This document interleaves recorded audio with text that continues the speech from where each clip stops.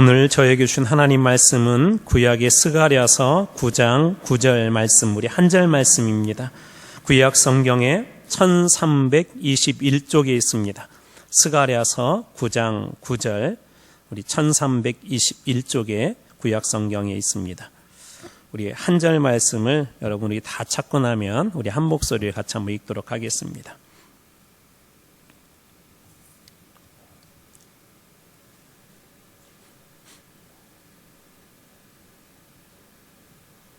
자, 우리 한 목소리로 같이 한번 읽어볼까요? 자, 시작. 시온에 따라 크게 기뻐할지어다. 예루살렘에 따라 즐거이 부를지어다. 보라, 내 왕이 내게 임하시나니 그는 공의로우시며 구원을 베푸시며 겸손하여서 나귀를 타시나니 나귀의 작은 것 곧 나귀 새끼니라. 아멘. 오늘 하늘에서 내리는 기쁨이라는 제목으로 하나님 말씀 함께 나누도록 하겠습니다. 코로나 19가 좀 잠잠해졌으면 좋겠다는 그런 바람하고는 달리 계속 좀 확산세 속에 있고, 또 정부나 또 사업을 하시는 분들이 지금 긴장의 연속 중에 있습니다. 지난번에 어느 그 뉴스를 보니까 이 코로나 때문에 사람들이 많이 우울증도 이렇게 왔고, 또 많이 힘들어하고, 또 예전에 비해서 많이 웃음도 잃어버리고 기쁨도 잃어버리고 그랬다고 합니다. 특별히 어느 해보다도 이번 그 성탄절은 좀 우울한 그런 성탄절이 되지 않을까 하는 그런 생각이 듭니다. 그럼에도 불구하고 오늘 하나님께 주신 그 말씀을 통하여서 여러분 안에 그동안에 발견하지 못했던 하나님의 그 기쁨들이 발견되어지고, 또 슬프고 힘든 여정 중에 있었다면 그 여정 중에 여러분께 하나님께서 하늘에 큰 기쁨을 주셔서 힘들고 어렵지만 주님 주신 이 기쁨 가지고 다시 세상으로 나가서 승리하는 여러분들 다 되시기를 축복합니다. 여러분들이 잘 아는 그 안데르센이라고 하는 분이 쓴 그 성냥팔이 소녀라는 그 작품에 대한 이야기로 오늘 말씀을 시작하려고 합니다. 새해를 앞둔 밤에 이 성냥팔이 소녀가 추운 그 밤길, 어두운 밤길을 걷고 있었습니다. 너무나 추워서 성냥 하나를 이렇게 불을 밝혔는데 그때 그 환상이 보였습니다. 처음 성냥을 켤 때는 난로가 되고, 그 다음에는 맛있는 음식이 세팅된 그 식탁이 보이고, 그 다음에는 크리스마스 트리가 보이고 거기에 반짝이는 불빛이 보였습니다. 그리고 그 불빛은 곧 이어 하늘로 올라가서 별빛이 되었고, 그리고 그 불빛 속에 이 성냥팔이 소녀의 할머니가 이렇게 나타났습니다. 소녀는 할머니에게 자신도 그곳으로 데려가라고 이렇게 부탁을 합니다.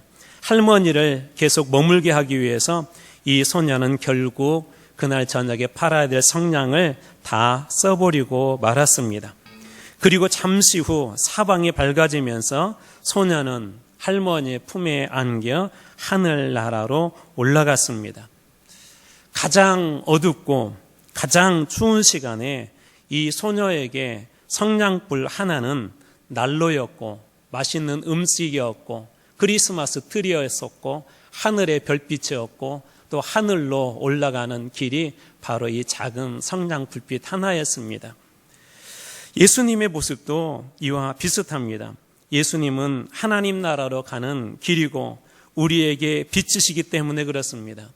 가장 힘들고 어려운 때 예수님께서 400년이라는 그 어둠의 침묵을 깨고 그 땅에 오셔서 그 빛이 되어주셨을 때 이 세상뿐만 아니라 저 하늘에서도 큰 찬송의 소리가 있었습니다. 누가는 이렇게 표현하고 있는데요. 누가복음 2장 13절 말씀을 같이 한번 읽도록 하겠습니다. 같이 읽겠습니다. 시작.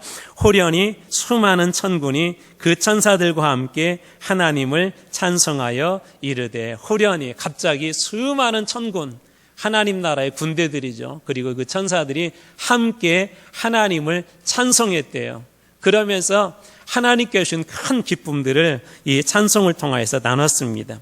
그리고 그 뒷편에 보면은 뿐만 아니라 이 소식을 들은 목자들도 성탄을 기뻐하며 하나님께 영광을 돌렸다고 합니다. 여러분, 왜 이 사람들은 이 성탄을 그렇게 기다리고 왜 하늘에서도 그렇게 기다리고 이 성탄을 기뻐하였을까요?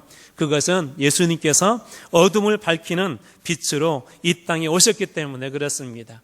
그리고 이 온전한 구원의 길을 예수님을 통해서 열어주셨기 때문에 그렇습니다. 이러한 기뻐하라는 그런 그 예언과 명령의 말씀은 예수님이 성탄하기 전 대략 500여 년 전에 활동했던 한 선지자의 그 예언에서도 볼 수가 있습니다. 스가랴서 2장 10절 말씀입니다. 같이 한번 읽어보겠습니다. 자, 시작. 여호와의 말씀에 시온에 따라 노래하고 기뻐하라. 이는 내가 와서 네 가운데 머물 것임이라. 여호와의 말씀에 시온에 따라 노래하고 기뻐하라. 이는 내가 와서, 여호와께서, 하나님께서, 그리스도께서 와서 내 가운데 머물 것임이라. 그러니까 지금 이루어진 것은 아닌데요, 앞으로 그 일이 이루어지겠다는 거예요. 그러면서 시온에 따라 노래하고 기뻐하라, 그렇게 이야기하고 있습니다. 바로 이 이야기를 미리 예언하고 선포하고 명령했던 그 사람이 바로 스가랴라는 그런 그 선지자인데요. 이 스가랴는 어떤 선지자냐면, 지금 오늘 여러분들이 성경 위치를 보셔서 알겠지만 지금 구약의 끝자락에 이 성경이 있거든요. 학개, 스가랴, 말라기, 그렇게 마지막 성경이 끝나는데 바로 스가랴 앞에 위치하고 있는 그 학개라고 하는 그 선지자하고 이 스가랴는 동시대의 선지자입니다. 여러분 잘 알듯이 학개가 돌아와서 성진 건축이 멈춰 있는 것을 보고 그 독려를 하거든요. 그 일에 함께 동참했던 사람이 바로 이 스가랴라는 그 선지자입니다. 그런데 이 스가랴가 참 귀한 게 뭐냐면요, 스가랴서를 여러분들이 읽을 때 두 부분으로 나눠서 읽으셔야 돼요. 1장에서 8장 그리고 9장부터 나머지 장을 읽어야 되는데, 왜 그러냐면 1장에서 8장까지는 아직 성전이 건축되지 않고 멈춰 있는 상태에 있었어요. 그때 하나님께서 주신 말씀이 방금 읽었던 그 2절 말씀입니다. 그리고 9장부터는 이제 성전 건축이 완성되고 나서 하나님께서 주신 그 말씀입니다. 그래서 방금 이제 앞으로 이 성전 건축이 완성이 될 터인데, 그것을 어떻게 표현하냐면, 성전 건축이 너희들 완성이 되고 성전이 온전히 세워지면 그 가운데 여호와께서, 하나님께서 다시 오실 거라는 거예요. 그렇기 때문에 너희들은 즐거워하고 노래하고 기뻐하라고 그렇게 이야기하고 있는 것입니다. 무엇보다도 더 큰 기쁨은 뭐냐면, 그동안 하나님께서 떠나셨는데 떠났던 그 하나님께서 이들과 함께 하여 주신다고 그렇게 말씀해 주셨기 때문에 그렇습니다. 이것을 다른 말로 하면 임마누엘, 하나님이 우리와 함께 계신다. 여러분 인생에 하나님께서 늘 그렇게 평생 함께 동행하시는 인생이 여러분들이 다 되시기를 축복합니다. 뿐만 아니라 하나님께서 오신 그 자리를 어떻게 불러주냐면, 스가랴서 8장 3절 말씀입니다. 같이 한번 읽어보겠습니다. 자, 시작. 여호와가 이같이 말하노라. 내가 시온에 돌아와 예루살렘 가운데에 거하리니 예루살렘은 진리의 성읍이라 일컫겠고 만군의 여호와의 산은 성산이라 일컫게 되리라. 여호와가 이같이 말하노라. 내가 어디에 돌아와? 시온에 돌아와. 시온. 저 시온은 어떤 곳이냐면요, 이 다윗이 그곳에다가 성도 쌓고 그곳에다 성전을 세우거든요. 그러니까 쉽게 얘기하자면 오늘날 그 예루살렘이고, 더 역사적으로 올라가서 보면은 아브라함이 아들 이삭을 이 제단 삼아서 드렸던 산, 모리아 산이 바로 저곳이 그 시온입니다. 그러니까 시온은 아주 좁은 의미로 생각하자면 시온 그러면 하나님의 성전, 그렇게 비유할 때 쓰고요. 조금 넓은 의미로 쓰면 시온 그러면 예루살렘, 여러분들이 그렇게 해석하셔도 좋습니다. 좀 더 넓은 의미로 하자면 이스라엘 백성들, 그렇게 해석하셔도 좋습니다. 자, 그러면 이 8장 3절 말씀을 어떻게 해석할 수 있을까요? 내가 시온에 돌아와, 이 말은 이스라엘 백성들에게 하나님께서 다시 돌아오시겠다는 거예요. 내가 시온에 돌아와, 그것은 예루살렘에 오시겠다는 거예요. 내가 시온에 돌아와, 이것은 하나님의 성전에 주님께서 오시겠다는 거예요. 여러분, 하나님의 성전은 하나님의 계시는 게 당연하지 않습니까? 그런데 불행하게도 이스라엘은 죄 때문에 하나님이 없는 성전, 아니 하나님의 성전이 완전히 파괴된 그런 불쌍한 인생을 살았던 사람들이 바로 그 이스라엘 백성들이었습니다. 그런데 그들이 회개하고 70년 만에 다시 돌아와서 하나님의 성전을 재건했을 때 하나님께서 내가 그 성전에 다시 돌아오고 뿐만 아니라 너희들 가운데 거할 터인데, 예전에는 세상 사람들이 조롱했던 그 성읍, 그 성전을 향하여서 이제는 진리의 성읍이라 일컫겠고, 이제는 여호와의 성산, 하나님의 성산이라 그렇게 부를 것이다. 주님께서 그렇게 말씀하여 주십니다. 저는 이번 성탄절이 여러분 가정에 주님께서 이렇게 찾아와 주셔서 여러분 가정이 진리의 성읍이 되고 여러분 가정이 진리의 성산이 되는, 거룩한 성산이 되는 그런 곳이 여러분 가정에 다 되기를 축복합니다. 뿐만 아니라 여러분들이 있는 일터에도 진리의 성읍이 되고 그것이 하나님의 성산이 되고, 또 우리 교회도 이것이 진리의 성읍이 되고 이것도 하나님의 성산이 될 줄로 믿습니다. 하나님께서 찾아오시면 그렇게 된다는 것이에요. 그전에는 이스라엘의 죄로 말미암아서 세상 사람들이 조롱을 했어요. 하나님이 어디 계시냐? 하나님이 계시다면 너희들을 버렸겠냐? 하나님이 계시다면 예루살렘 성이 멸망했겠냐? 하나님이 계시다면 저렇게 성전에 다 파괴되었겠느냐? 더 이상 희망도 없고 다 파괴되어서 심지어 그 큰 주춧돌조차도 파괴되어서 작은 돌멩이로 변해버린, 더 이상 희망도 없는 그 성전에 주님께서 다시 찾아오신 것입니다. 세상 사람들은 그곳을 향하여 저주의 이름이라 그렇게 불렀지만 하나님께서는 다시 그곳에 찾아오셔서 그곳을 진리의 성읍으로 거룩한 성산으로 삼으시겠다고 하십니다. 그보다 더 놀라운 은혜가 있습니다. 스가랴서 8장 13절 말씀입니다. 같이 한번 읽어보겠습니다. 시작. 유다 족속아, 이스라엘 족속아, 너희가 이방인 가운데 저주가 되었었으나 이제는 내가 너희를 구원하여 너희가 복이 되게 하리니 두려워하지 말지니라. 손을 견고히 할지니라. 저는 이 말씀 그대로 여러분들에게 임하기를 축복합니다. 그동안에는 너희가 이방인 가운데서 저주가 되었지만 이제는 내가 너희를 구원하여 너희가 복이 되게 할 것이다. 그러니 너희는 두려워하지 말고 너희 손을 견고히 할지니라. 그렇게 주님께서 말씀하여 주십니다. 여러분, 주님께서 찾아오시면 더 이상 저주거리가 아닙니다. 아니, 주님께서 찾아오시면 그런 사람은 복된 인생이 될 줄 여러분 믿으시기 바랍니다. 여기에서 손을 견고히 하라는 의미는 뭐냐면 굳게 붙잡아라는 거예요. 굳게 붙잡아라는 거예요. 여러분 힘들고 어려울 때일수록 여러분의 손을 굳게 붙잡으십시오. 주님의 손을 붙잡으십시오. 주님의 말씀을 붙잡으십시오. 하나님 주신 은혜를 붙잡기 바랍니다. 여러분, 그때 그곳에서 하나님의 은혜가 있는 거예요. 야복강에서 야곱이 하나님을 그 속에 붙잡았던 것처럼, 다윗이 하나님의 이름을 붙잡고 골리앗 앞에 섰던 것처럼, 모세와 아론과 훌이 아말렉과 싸울 때 기도의 손으로 하나님을 붙잡았던 것처럼 주님을 여러분들이 굳게 붙잡을 때 그것이 복된 땅이 될 것입니다. 이제는 너희는 저주하는 그런 사람으로 불리지 않고 너희는 이제 복이 될 것이다. 주님께서 굳게 붙잡을 때 그런 인생이 될 거라고 말씀하여 주십니다. 뿐만 아니라 더 놀라운 축복이 있습니다. 스가랴서 8장 22절 말씀입니다. 같이 한번 읽어보겠습니다. 시작. 많은 백성과 강대한 나라들이 예루살렘으로 와서 만군의 여호와를 찾고 여호와께 은혜를 구하리라. 많은 백성과 어떤 나라들이요? 강대한 나라들. 그전에는 이 예루살렘을 핍박하고 그전에는 이스라엘을 멸망시켰던 그 나라들이, 저주했던 사람들이 다시 예루살렘으로 찾아온대요. 그리고 그곳에서 하나님을 찾고 하나님의 은혜를 구한대요. 여러분, 예루살렘에 무엇이 있다고요? 하나님의 성전이 있어요. 하나님의 성전. 저는 우리 한마음교회가 그런 곳이 될 줄로 믿습니다.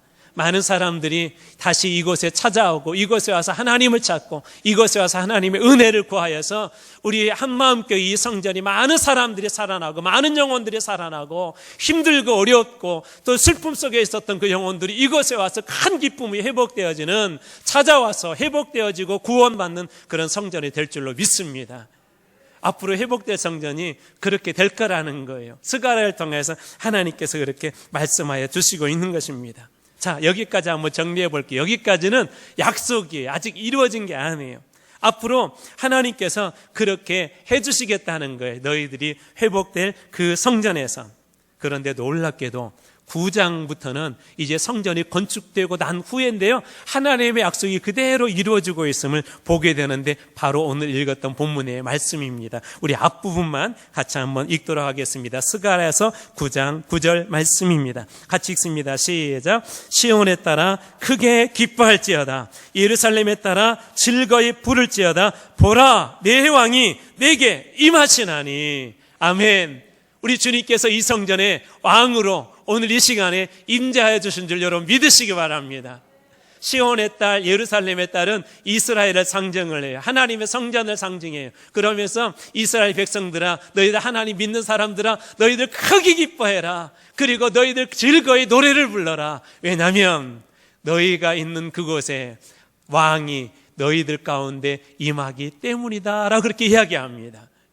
여러분, 8장까지는 약속이라고 그랬어요. 그때까지는 하나님이 그렇게 말씀하세요. 너희들, 내가 앞으로 그 성전이 완성이 되면, 너희들 회복이 되면 내가 그곳에 너희들 가운데 임재할 거야. 갈 것이야. 너희 가운데 있을 거야. 임마누엘 가운데 임마누엘로 함께 할 거야. 그런데 어떻게 되었다고요? 9절에 주님께서 그렇게 말씀하세요. 보라라는 말은 이게 힘내라는 말인데 히브리어로 이 말은 즉시성의 의미가 있어요. 그러니까 지금 그 약속하신 말씀이 어떻게 했다는, 즉시 그들의 가운데 이루어지고 있음을 제가 말씀을 통해서 우리 주님께서 보여주시는 것입니다.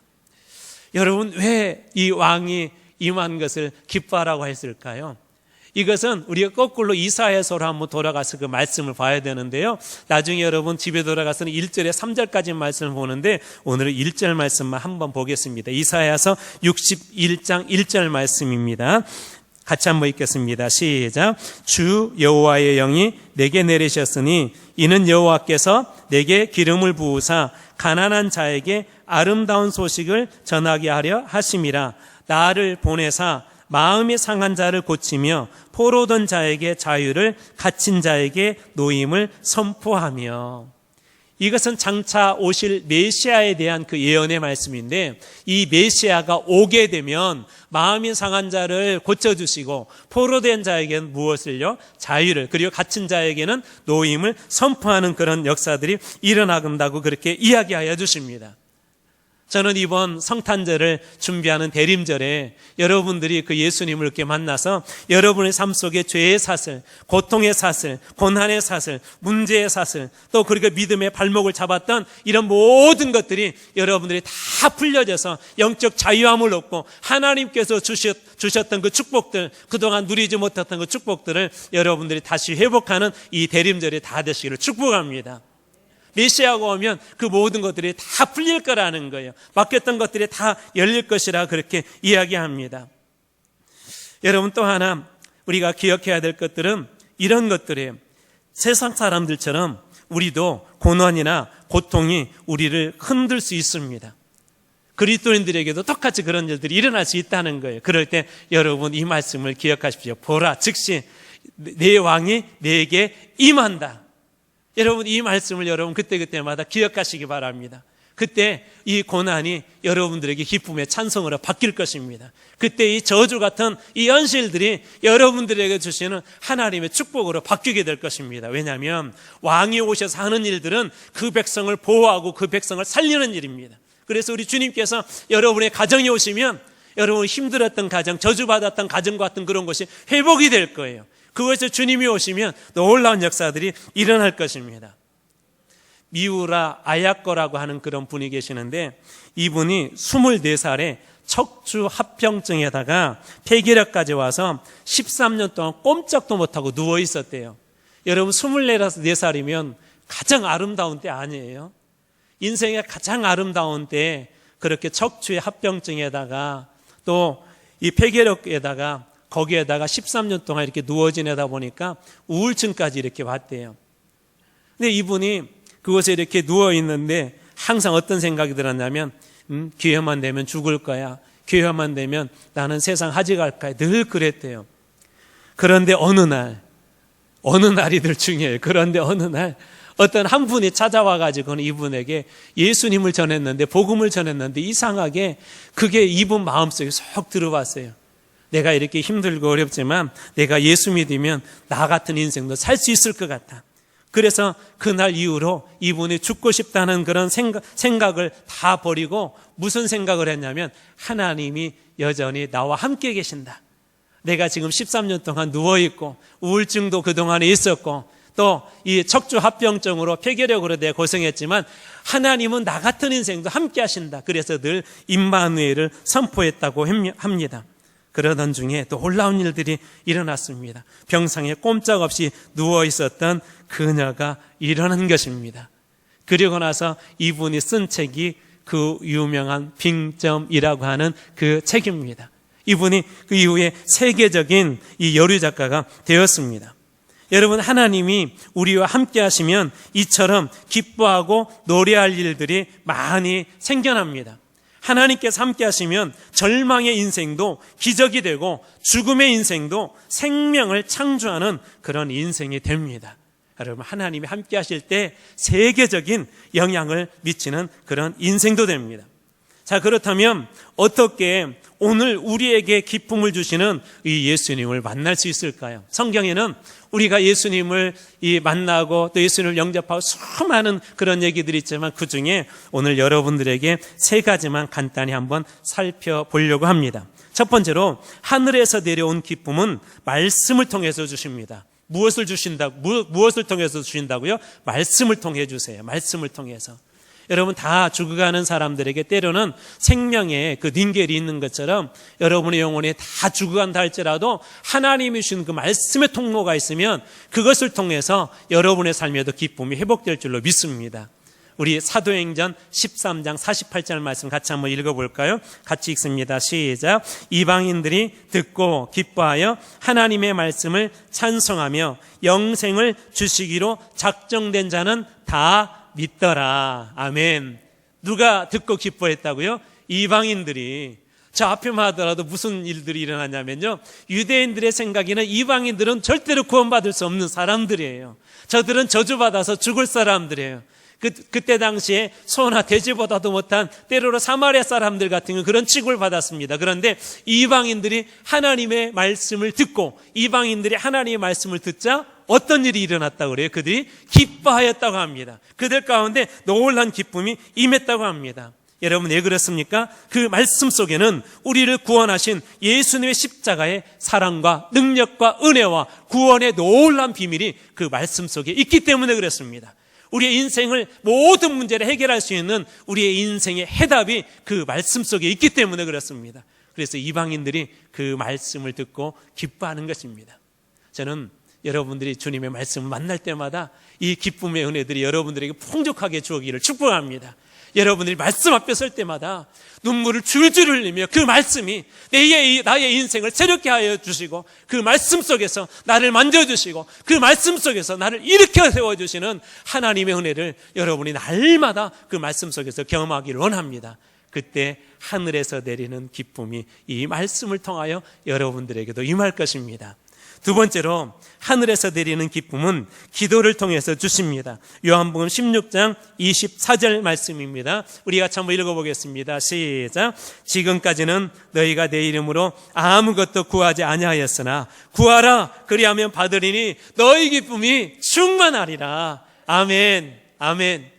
저는 여러분들이 이 성전에 나와서 우리 주님 앞에 그렇게 구할 때 여러분들에게도 오늘 요한복음 16장 24절의 저 약속의 말씀처럼 여러분들이 구할 때 여러분들에게도 기쁨이 충만해지는 그런 일들이 일어나기를 축복합니다.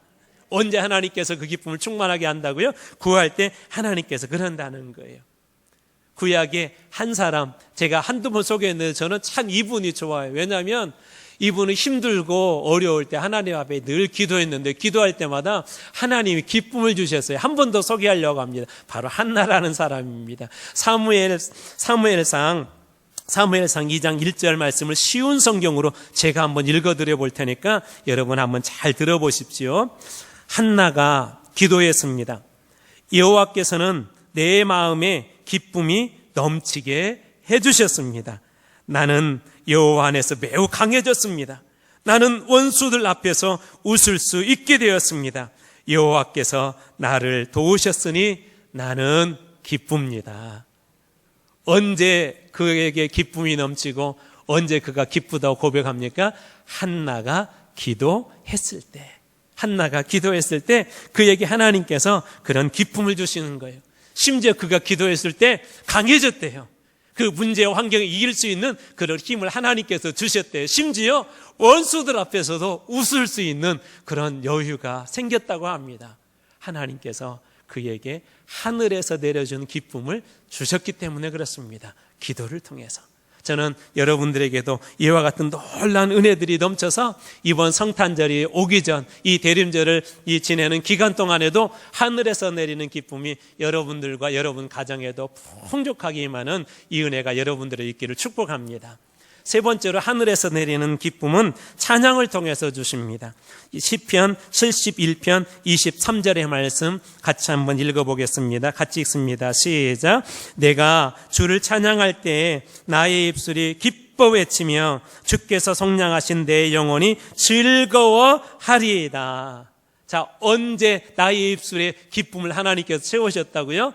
내가 주를 언제 찬양할 때.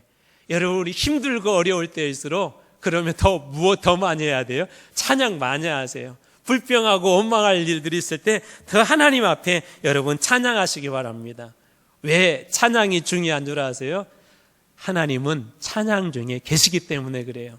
그래서 시편 22편에 보면 이스라엘의 찬송 중에 계시는 주여라고 그렇게 이야기합니다. 하나님은 어디 계시다고요? 찬송 중에 계세요. 하나님께서 여러분 찬송 중에 계신다면 슬픔이 기쁨으로 그 찬송을 통해 하나님께서 바꾸어 주실 것입니다. 에즈먼드 휴잇이라는 그런 분이 계셨는데 이분도 여성이세요. 이분도 어느 날 갑자기 이렇게 사고를 당해서 이분도 척추를 크게 이렇게 다쳤는데 장장 이분은 7개월 동안 병상에 누워서 꼼짝도 못하고 이렇게 척추 치료를 받았대요. 꼼짝도 못하다 보니까 대소변을 누군가 이렇게 받아내야 됐는데 이게 보통 힘든 일이 아니랍니다. 그러니까 받아내는 사람도 힘들지만 병상에 누워있는 사람도 그것이 상당히 고통스럽고 이렇게 수치스러운 일이래요. 이분도 그렇게 병상에 누워있다 보니까 이런저런 생각이 들면서 심지어 이 신앙도 나중에는 이렇게 약화가 되었고 현실에 대한 원망은 이렇게 쌓여갖고 이분이 그렇게 병원에 입원하게 된 것이 한 소년의 잘못 때문에 갑작스러운 사고를 당해서 병원을 입원했는데 자기에게 그렇게 병원에 입원하게 만든 그 소년에게 증오와 그런 원망의 마음이 견딜 수 없게 늘 막 그 마음속에 솟아났대요. 몸을 움직이지 못하지, 우울한 감정들은 올라오지, 자기를 힘들게 했던 그 소년은 생각이 나지, 그렇게 막 분노가 늘 자기의 삶을 지배하고 있었는데 어느 날 이 화창한 봄날에 그 병실에 한 흑인 여자가 이렇게 청소하러 왔대. 이때 당시만 하더라도 미국 사회에서 흑인들은 여전히 노예 취급을 받고 있었던 그런 때였습니다. 흑인들은 제대로 대접을 못 받았어요. 그런데 이 흑인의 얼굴이 환하게 막 이렇게 빛이 나고 막 얼굴이 웃는데 막 노래를 흥얼거리면서 찬송을 하면서 이렇게 청소를 하더래요. 내가 힘들어 죽겠는데. 여러분, 내가 힘들 때 누군가 옆에서 막 그렇게 즐거워하면 짜증나잖아요. 그래서 막 이 휘인 여사가 막 화가 나가지고 나는 힘들어 죽겠는데 당신은 무엇 때문에 막 그렇게 즐거워하냐고, 기뻐하냐고, 왜 그렇게 얼굴이 생글벙글하냐고, 싱글벙글하냐고. 그러니까 이 여인이 그렇게 이야기를 했다고 합니다. 흑인 청소부가 이렇게 이야기했습니다. 좋지 않다니요. 나에게 닥친 모든 형편과 어려움이 찬송으로 바뀔 수 있는 힘을 주님께서 주셨으니 즐거울 수밖에요. 힘들고 어려운 환경을 하나님께서 찬송으로 바뀌게 해주셨으니 내가 즐거울 수밖에 없습니다. 기뻐할 수밖에 없습니다. 웃을 수밖에 없습니다라고 이 여인이 그렇게 고백했다는 거예요. 그때 이 휘인 여사가 그 이야기를 들고 자기 자신을 회개했대요. 자기는 힘들고 어렵다고 불평하고 그렇게 원망을 했는데 그 처지를, 자기 자신의 처지를 보면서 자기를 힘들게 했던 그 사람에 대해서 증오하고 분노했는데 그때 이 흑인 여성의 그분의 이야기를 듣고는 자기가 회개를 하면서 이런 생각이 들어요. 하나님은 내 처지를 바꿔주시는 분이시구나. 하나님은 내 처지를 바꿔서 기쁨으로 바꿔주시는 분이 하나님이시구나. 그것을 이분을 통해서, 이 흑인 이 분을 통해서 깨닫게 된 거예요. 그리고 나서 이분이 작사한 곡이 그 유명한 이 노래예요. 주 안에 있는 나에게, 그 다음 뭐죠? 딴 근심이 있으랴. 십자가 앞에 나아가 내 짐을 풀었네. 2절은 이렇게 되어 있습니다. 그 두려움이 변하여 내 기도 되었고 전날의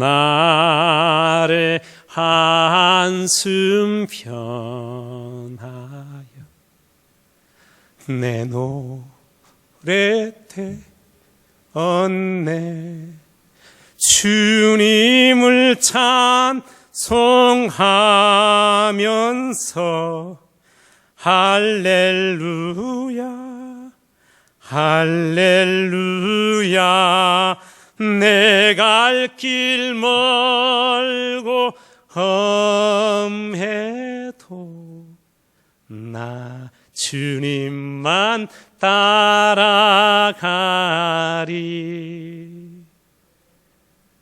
힘들고 어려웠던 이 희윤 여사의 처지도 하나님께서 그분에게 찾아오는 순간 이제 더 이상 그 상황과 상관없이 이분이 그 삶이 기쁨으로 바뀌고 무엇보다도 자신에게 가해했던 그 소녀를 용서하고 또 사랑할 수 있는 힘이 생겼고, 더 놀라운 사실은 하나님께서 이 고백이 있고 난 후부터 척추의 아픔을 제거시켜 주시고 하나님께서 이분을 일어나게 하셨다는 것입니다.